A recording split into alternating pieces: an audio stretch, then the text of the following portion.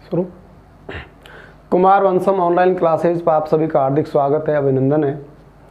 मैं आज आपको भारत के भूगोल के भाग 4 को प्रारंभ करने जा रहा हूँ।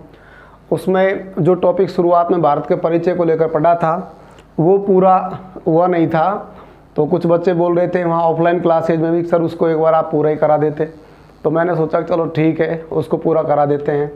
हालांकि वहाँ भी कोचिंग में भी क्लासेज में ये टॉपिक पूरा करवाया था, और मैंने लास्ट में एक क्वेश्चन पूछा था जब वो टॉपिक ख़त्म हुआ था, तो उसमें प्रश्न ये था कि भारत की परिसीमा पर कुल कितने देश हैं, यानी भारतीय परिसीमा पर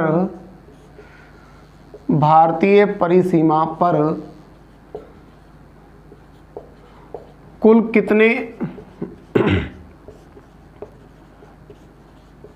देश हैं।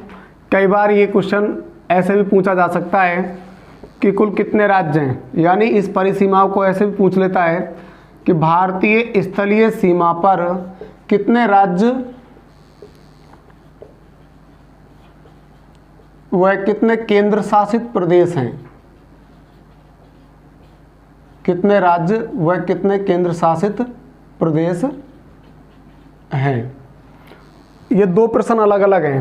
हो सकता है मैंने शायद आपसे ये प्रश्न पूछा था उसमें लास्ट के जो टॉपिक था उसमें कि भारत की स्थलीय सीमा पर कुल कितने राज्य और कितने केंद्र शासित प्रदेश हैं, और यहाँ एक प्रश्न ये और है कि भारत की परिसीमा पर कुल कितने, यहाँ पर ध्यान रखना है कुल देश पूछे हैं और इसमें राज्य या केंद्र शासित प्रदेश पूछे। तो ये प्रश्न बहुत ही कॉमन है, लगभग ये सभी जो आप सीमा पढ़ेंगे इसमें आपकी स्थलीय सीमा, जलीय सीमा, चारों तरफ की सीमा जब आप पढ़ लेंगे तब तो आपका ये प्रश्न हल पाएगा कि भारत की स्थलीय सीमा पर कुल कितने देश हैं और जलीय सीमा पर कुल कितने देश हैं। फिर उनमें से कितने देश ऐसे हैं जो जल तथा स्थल दोनों प्रकार की सीमा बनाते हैं, यानी जल और स्थल की दोनों प्रकार की सीमाएं बनाते हैं। वो देश एक बार ही गिने जाएंगे। कुछ देश ऐसे हो सकते हैं जो जलीय सीमा बनाते हैं, कुछ देश ऐसे हो सकते हैं जो केवल स्थलीय सीमा बनाते हैं, लेकिन काउंटिंग में जब आप गिनती करेंगे तो उनको केवल एक बार ही गिनेंगे। तो यहाँ इस प्रकार से ये प्रश्न पूछा गया है कि भारत के चारों ओर की जो स्थलीय सीमा है वहाँ कितने देश हैं। जब तो आप उत्तर देंगे साहब 7 देश हैं, और जो जलीय सीमा है उस पर कितने देश हैं, जलीय सीमा पर कुल कितने देश 5, और स्थलीय सीमा पर हो गए 7। लेकिन जब ये प्रश्न पूछा जाए परिसीमा पर कुल कितने देश हैं, तब आप उत्तर दे सकते हैं वहाँ पर कि वहाँ 9 देश हैं।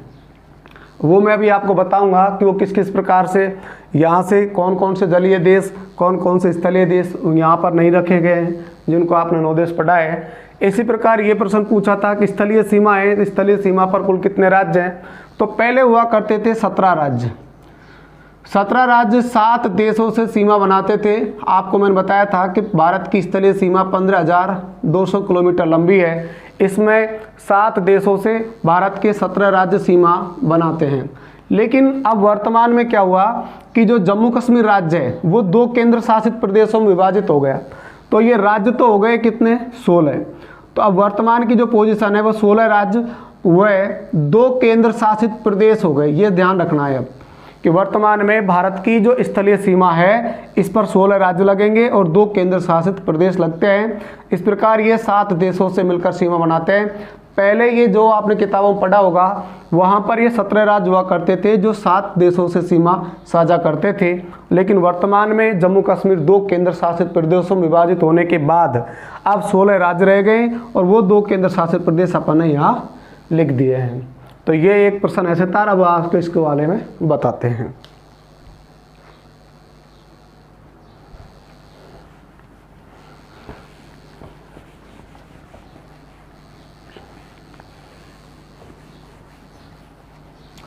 तो आज आप पढ़ेंगे जलीय सीमा। जलीय सीमा कहें, तटीय सीमा कहें,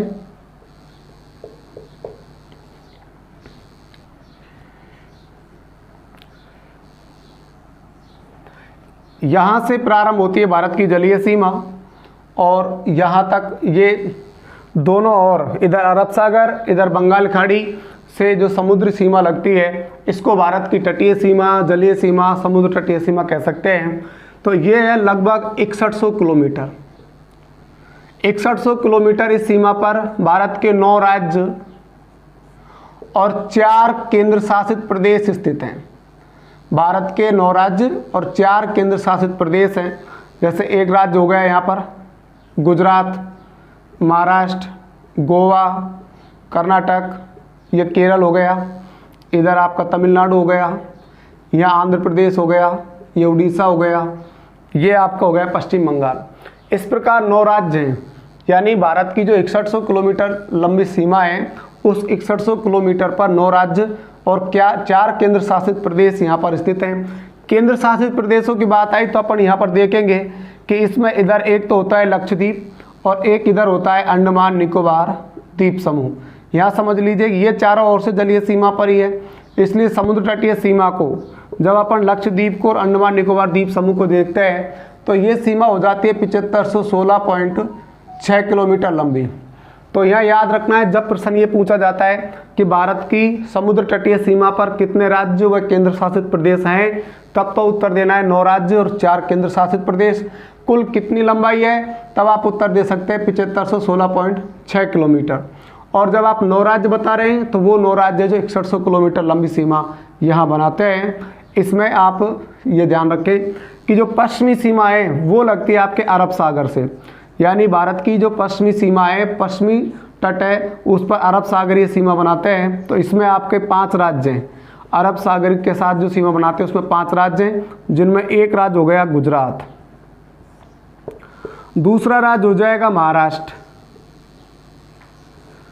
तीसरा एक राज्य हो गया आपका गोवा, चौथा हो गया आपका कर्नाटक और 5वां राज्य हो गया आपका केरल।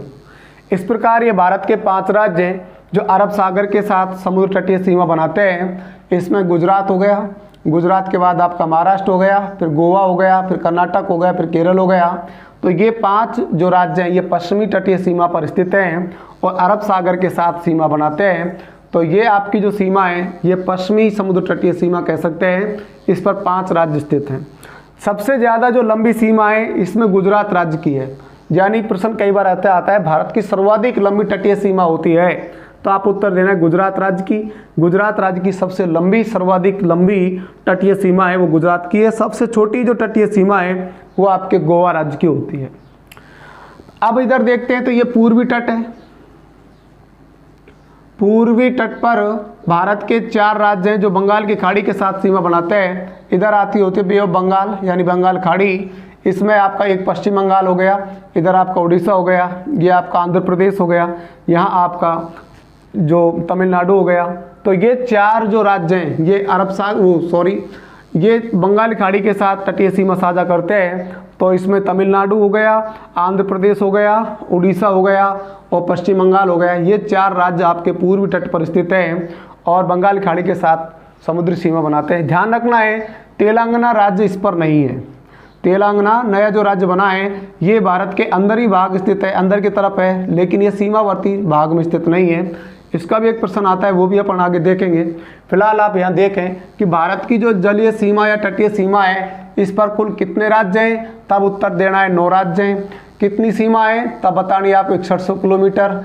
कितने राज्य व केंद्र शासित प्रदेश हैं, इसका मतलब इस अंडमान निकोबार द्वीप समूह को, लक्षद्वीप को भी, इधर यहाँ दादर नगर हवेली है उसको भी शामिल कर रखा है, इधर यहाँ पर पांडिचेरी है इसको भी शामिल कर रखा है। तब आप उत्तर दे सकते हैं 9 राज्य और 4 केंद्र शासित प्रदेश होते हैं जो 7516.6 किलोमीटर लंबी सीमा होती है।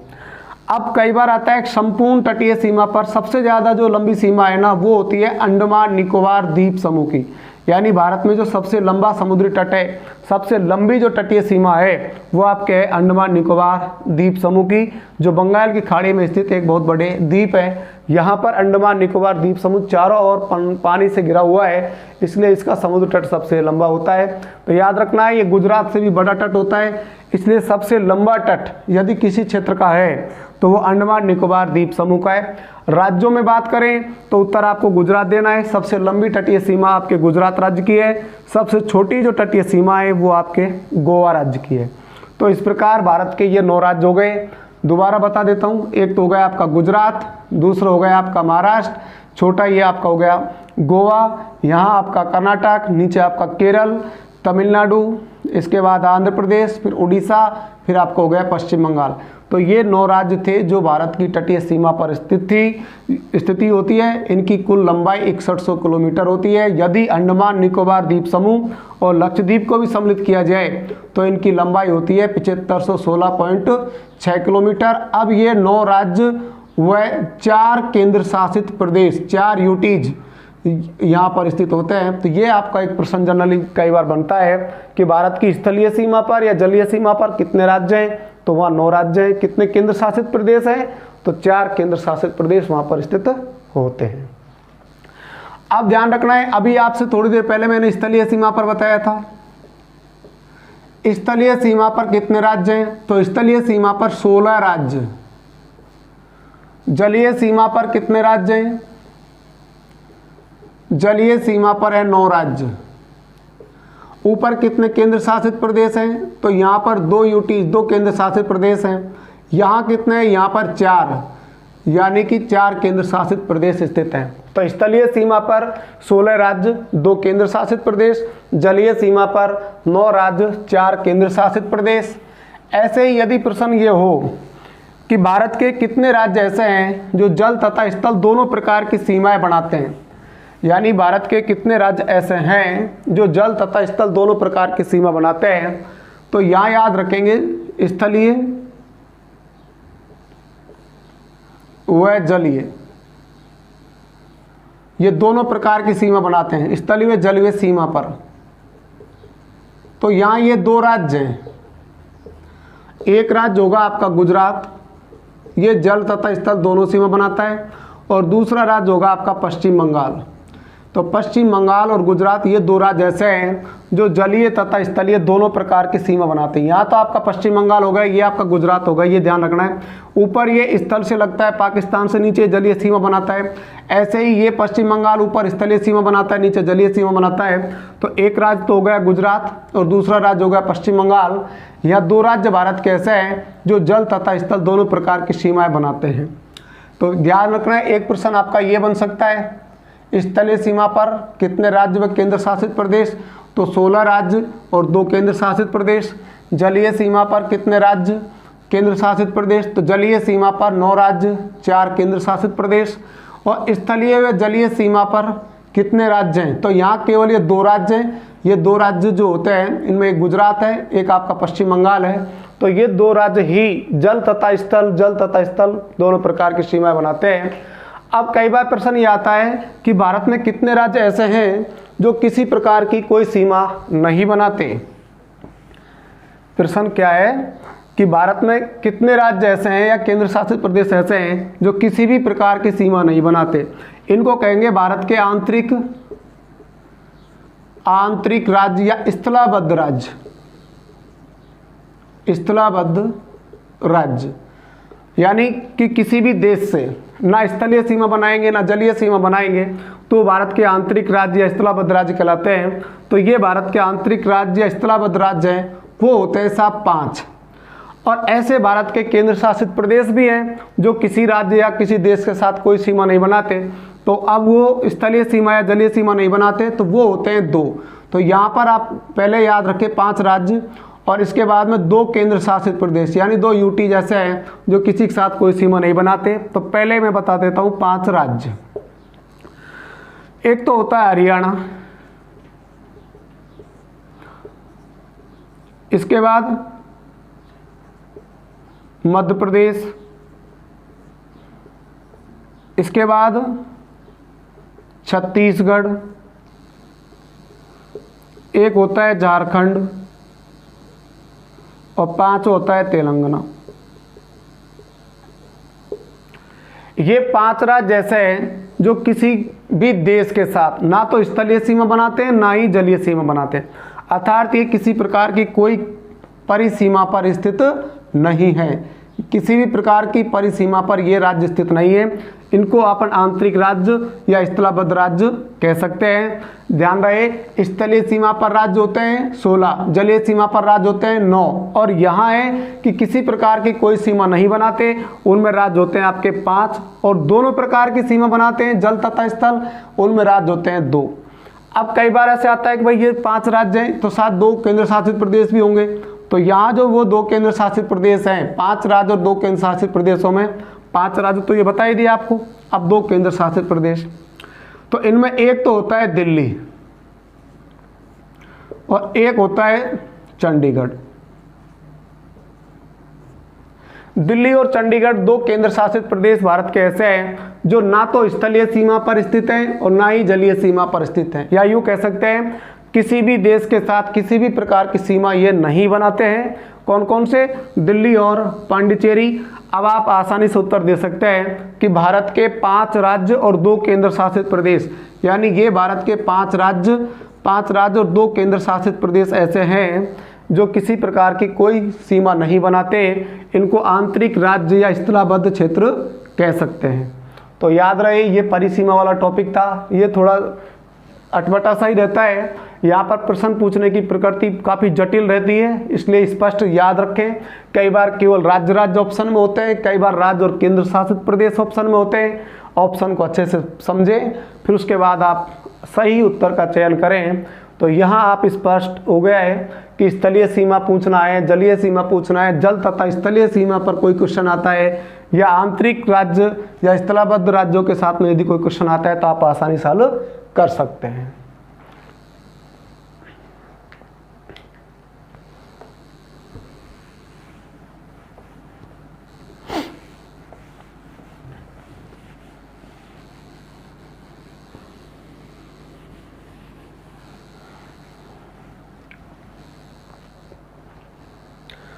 अब एक प्रश्न आता है दक्षिणी भारत में या प्रायद्वीपीय भारत में, दक्षिणी भारत में या प्रायद्वीपीय भारत में सर्वाधिक लंबी तटीय सीमा है। सबसे बड़ी जो तटीय सीमा है वो आपके साथ सर्वाधिक लंबी तटीय सीमा, सर्वाधिक लंबी तटीय सीमा है, तो ये होती है आंध्र प्रदेश की, आंध्र प्रदेश राज्य की।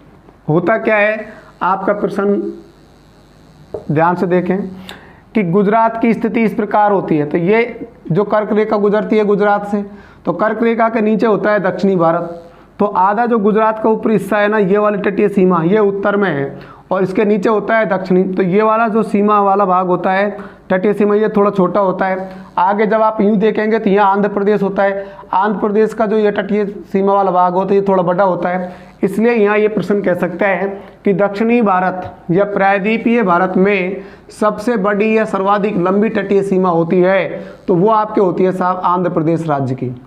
तो प्रश्न याद रखें, भारत में सबसे लंबी तटीय सीमा किसकी है, तो अंडमान निकोबार द्वीप समूह की होती है। यदि हमसे राज्यों में पूछे सबसे बड़ी तटीय सीमा किस राज्य की है, तब आप उत्तर दे सकते हैं गुजरात राज्य की है। इसी प्रकार दक्षिणी भारत में पूछ लेता है सबसे ज़्यादा, तब आप उत्तर देंगे आंध्र प्रदेश की है। और सबसे छोटी यदि पूछी जाती है तो वो फिर आपकी गोवा की होती है।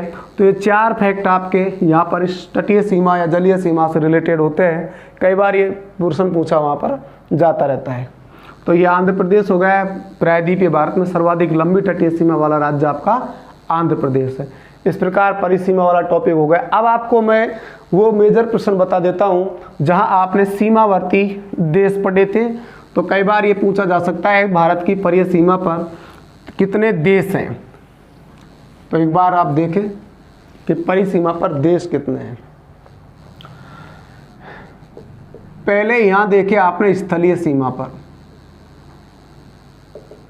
अभी राज्य बताए थे, अब मैं आपको देश बता रहा हूँ। स्थलीय सीमा पर देश,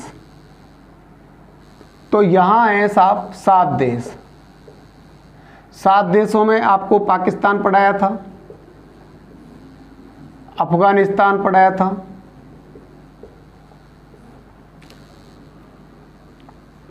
चीन, नेपाल, भूटान, म्यांमार और बांग्लादेश।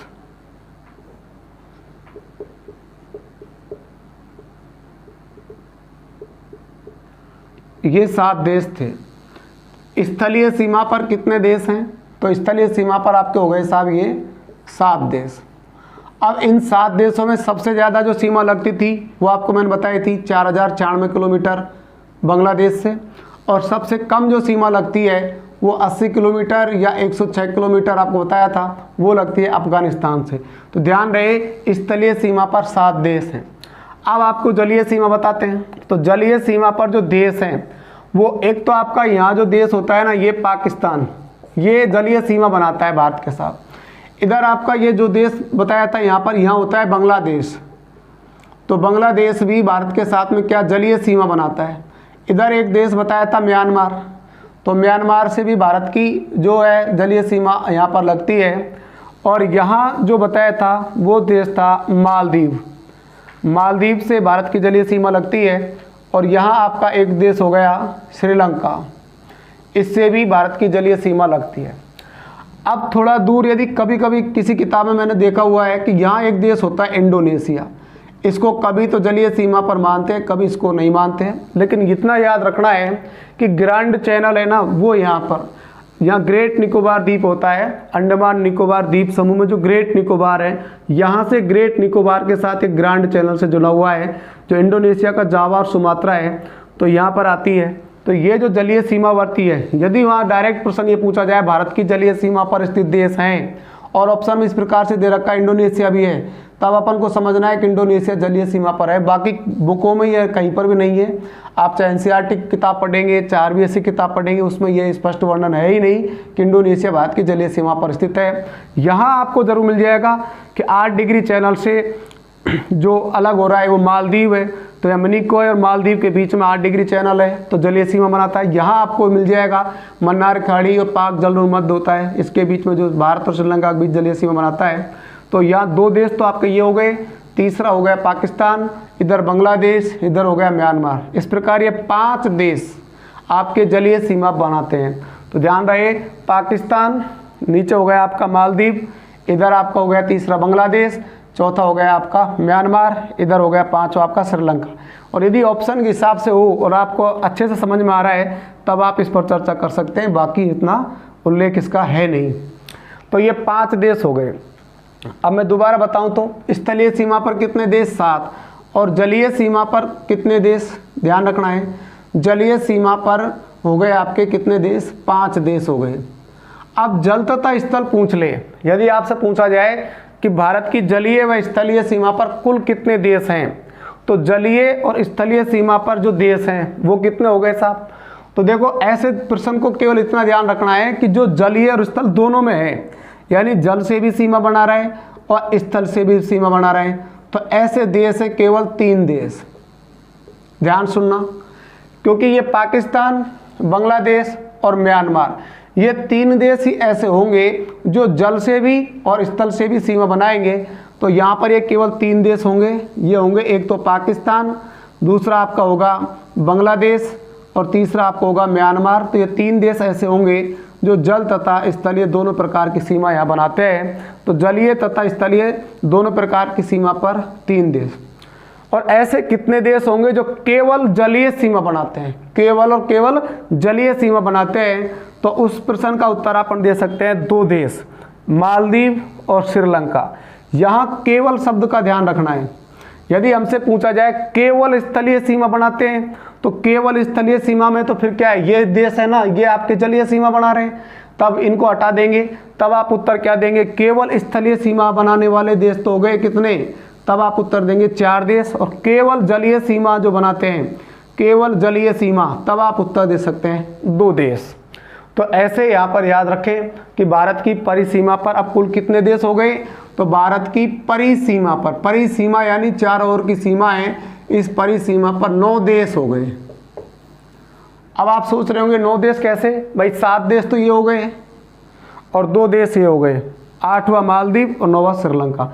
तो ये भारत की परिसीमा सीमा पर स्थित है। यदि ऑप्शन में 9 नहीं है, ऑप्शन में इंडोनेशिया को सम्मिलित किया रखा है, तब आपको वहाँ इंडोनेशिया सहित आपके 10 देश वहाँ मिल सकते हैं। और ऑप्शन में यदि 9 है तो 9 देश ही इसका उत्तर है। ये कई बार परीक्षा में आ चुका है। तो यहाँ याद रखना है कि जलीय सीमा पर 5 देश, जल तथा स्थलीय सीमा पर 3 देश, वो 3 देश आपके पाकिस्तान, बांग्लादेश और म्यांमार होते हैं। केवल स्थलीय सीमा पर तब आप कहेंगे 4 देश। केवल स्थलीय सीमा पर इसलिए 4 देश कह रहे हैं कि स्थलीय सीमा पर जो ये 7 देश हैं, इनमें से 3 देश ऐसे हैं जो जलीय सीमा भी बनाते हैं। केवल स्थलीय की बात कर रहे हैं तो अपन केवल स्थलीय की बात कर रहे हैं तो अफगानिस्तान, चीन, नेपाल और भूटान, ये 4 देश ऐसे हैं जो केवल स्थलीय सीमा बनाते हैं, इसलिए अपन ने यह उत्तर दिया है 4 देश। केवल जलीय सीमा की बात कर रहे हैं तो ये पाकिस्तान और म्यांमार और बांग्लादेश, इनको अब नहीं गिनेंगे। केवल जल की बात कर रहे हैं ना, इसलिए मालदीव और श्रीलंका केवल जलीय सीमा बनाते हैं। तो केवल शब्द को भी कई बार अच्छे से पढ़ना है, क्योंकि प्रश्न में जो केवल लगा होता है ये अपन को थोड़ा जल्दबाजी में समझ में नहीं आता प्रश्न पूछना क्या चाहता है, और अपन जल्दबाजी में इसका आंसर गलत कर देते हैं। तो याद रखें, अब स्थलीय सीमा, इसकी जलीय सीमा, जल तथा स्थलीय सीमा ये भी, और कितने राज्य या कितने देश ऐसे हैं जो किसी प्रकार की सीमा नहीं बनाते, तो वहाँ आप आसानी से इसका कर सकते हैं। तो ये आपकी थी, एक टॉपिक था परिसीमा को लेकर के, तो वो पूरा नहीं हो पा रहा था, तो आज टाइम मिला थोड़ा सा, इसलिए इसको जल्दी से पूरा कर लिया है। तो मैं उम्मीद करता हूँ कि आपको ये परिसीमा वाला टॉपिक थोड़ा समझ में आ गया होगा। उस दिन आपको मैंने जहाँ से प्रश्न छोड़ा था उसका राइट आंसर आपको मैंने शुरुआत में बताया था कि मैंने प्रश्न ये किया था कि भारत की स्थलीय सीमा पर कितने राज्य व केंद्र शासित प्रदेश हैं। तो वो याद रखें, भारत की स्थलीय सीमा लगती है 7 देशों से, और उस पर कितने राज्य, उस पर 16 राज्य और 4 केंद्र शासित प्रदेश स्थित हैं। 2 केंद्र शासित प्रदेश स्थित हैं। तो 16 राज्य और 2 केंद्र शासित प्रदेश आपके स्थलीय सीमा पर हैं, जो कितने देशों से लगते हैं, 7 देशों से लगते हैं। ऐसे ही भारत के 9 राज्य और 4 केंद्र शासित प्रदेश ये आपकी जलीय सीमा पर स्थित हैं। और कितने राज्य ऐसे हैं जो सीमाएं नहीं बनाते, उनमें आप लिख सकते हैं 5 राज्य और 2 केंद्र शासित प्रदेश। तो यहाँ पर जो वो 2 केंद्र शासित प्रदेश हैं, उनमें एक तो आपका है दिल्ली और एक आपका है चंडीगढ़। यानी दिल्ली और चंडीगढ़ दोनों ऐसे हैं जो किसी प्रकार की सीमा नहीं बनाते। यहाँ आपको मैंने बताया था, एक था हरियाणा, एक था मध्य प्रदेश, इसके बाद एक था तेलंगाना, एक था झारखंड, एक था छत्तीसगढ़। यानी कि ये 5 राज्य और ये 2 केंद्र शासित प्रदेश किसी प्रकार की ना स्थलीय सीमा बनाते हैं ना ही जलीय सीमा बनाते हैं, तो इनको आंतरिक राज्य या स्थलाबद्ध राज्य कह सकते हैं। तो ये आपका परिसीमा वाला टॉपिक जो होता है वो पूरा होता है। इसके बाद अपन इसके जो कुछ विविध प्रश्न हैं उसके बारे में चर्चा करते हैं।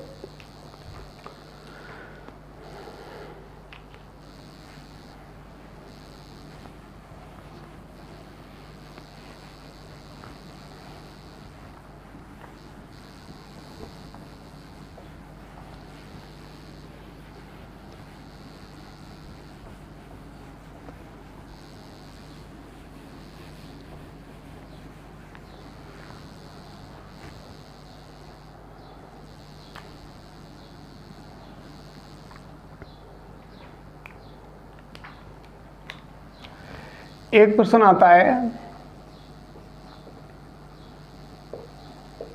भारत में सर्वाधिक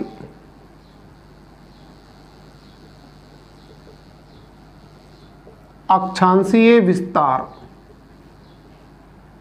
या कभी पूछा जाता है देशांतरीय विस्तार, किस राज्य का है? ध्यान रखें, भारत में सर्वाधिक अक्षांशीय विस्तार या देशांतरीय विस्तार किस राज्य का है? तो इसका मतलब यह है कि जो भारत का मानचित्र है, इसमें ऐसे राज्य आपको देखने हैं कि जिनका अक्षांशीय विस्तार हो, यानी सबसे ज़्यादा अक्षांश रेखाएं किससे जाती हों।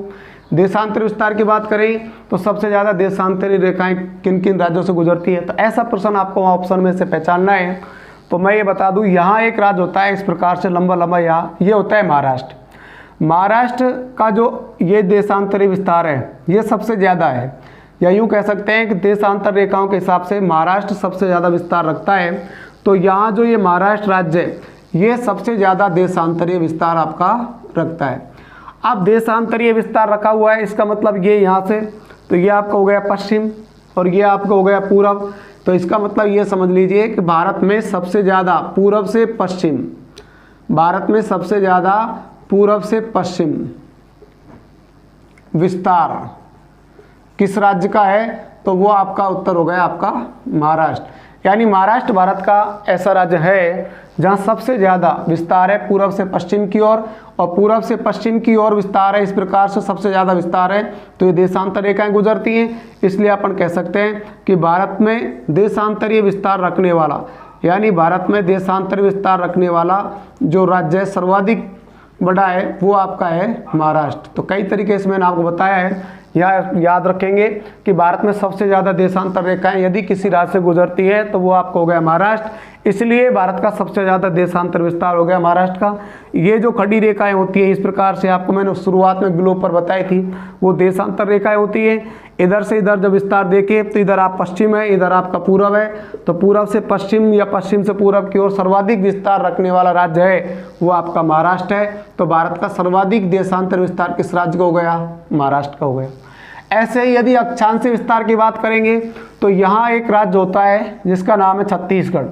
तो छत्तीसगढ़ भारत में सबसे ज़्यादा अक्षांशीय विस्तार रखता है। यानी अब आपको उनको ऐसे अक्षांश रेखाओं की बात करनी है कि जिस राज्य से सर्वाधिक अक्षांश रेखाएं गुजरती हैं उसी राज्य का सर्वाधिक अक्षांशीय विस्तार होगा। अब यहाँ एक बात करनी है उत्तर से दक्षिण की ओर। अब यहाँ इसको ये भी कह सकते हैं, जैसे अपन ये पूर्व से पश्चिम पढ़ा था, तो अपन यहाँ ये देखेंगे कि भारत में सबसे ज़्यादा उत्तर से दक्षिण की ओर विस्तार रखने वाला जो राज्य है, भारत में सबसे ज़्यादा उत्तर से दक्षिण विस्तार किस राज्य का है? तो उस समय उत्तर आपका होगा छत्तीसगढ़। छत्तीसगढ़ भारत का ऐसा राज्य है जहाँ सबसे ज़्यादा अक्षांशीय विस्तार होता है, अक्षांश रेखा गुजरती है, या यूँ कह सकते हैं उत्तर से दक्षिण की ओर विस्तार सबसे ज़्यादा है वो आपका छत्तीसगढ़ का है। तो छत्तीसगढ़ भारत में ऐसा राज्य है जिसका सबसे ज़्यादा अक्षांशीय विस्तार है, और महाराष्ट्र भारत का ऐसा राज्य है जिसका सबसे ज़्यादा देशांतरीय विस्तार है। यदि छोटे की बात करी जाए, सबसे छोटा अक्षांशीय या देशांतरीय दोनों में सबसे कम या सबसे छोटा अक्षांशीय विस्तार या देशांतरीय विस्तार की, तब उत्तर आपका आता है गोवा। गोवा भारत का छोटा राज्य है, इसलिए सबसे कम अक्षांशीय विस्तार और सबसे कम देशांतरीय विस्तार वहाँ लगता है। तो याद रहे, एक तो फैक्ट आपको महाराष्ट्र, सबसे ज़्यादा देशांतर विस्तार महाराष्ट्र, सबसे कम देशांतर विस्तार गोवा, इसी प्रकार सबसे ज़्यादा अक्षांशीय विस्तार आपका छत्तीसगढ़, सबसे कम अक्षांशीय विस्तार आपका गोवा।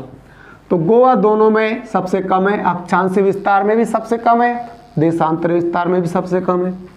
महाराष्ट्र देशांतर विस्तार सर्वाधिक रखता है, छत्तीसगढ़ अक्षांशीय विस्तार सर्वाधिक रखता है। और इसके कोई विविध के जो प्रश्न है उनमें जो बनते हैं भारत के रिलेटेड, एक प्रश्न ये हो जाता है कि भारत में ऐसा कौन सा राज्य जो सर्वाधिक राज्यों से सीमा बनाता है? तो याद रखें उत्तर प्रदेश भारत का ऐसा राज्य है जो सर्वाधिक 8 राज्यों से सीमा बनाता है। यानी प्रश्न आप समझ गए, यहाँ एक पाली जिले को लेकर के भी है। राजस्थान में पाली डिस्ट्रिक्ट होता है ना, तो पाली जिला भी ऐसा है जो सर्वाधिक 8 जिलों से सीमा लगती है।